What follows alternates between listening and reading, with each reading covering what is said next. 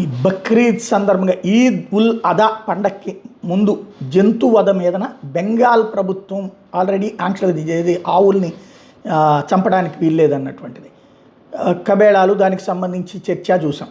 అయితే మహువా మొయిత్రా తృణమూల్ కాంగ్రెస్ పార్టీకి సంబంధించినటువంటి రాజ్యసభ సభ్యురాలు దీన్ని సవాల్ చేస్తూ కలకత్తా హైకోర్టుని ఆశ్రయించింది.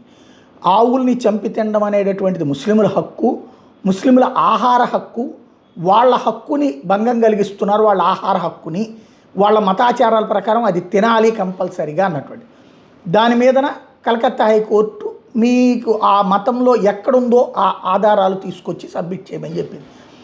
అందులో విఫలమయ్యారు. కేవలం మత పెద్దల చేత చెప్పించే ప్రయత్నం చేశారు. దీంతో కలకత్తా హైకోర్టు ఈద్ ఉల్ అదా పండక్కి ముందు జంతు వధ మీద ప్రభుత్వం విధించిన ఆంక్షల్ని సమర్థించింది.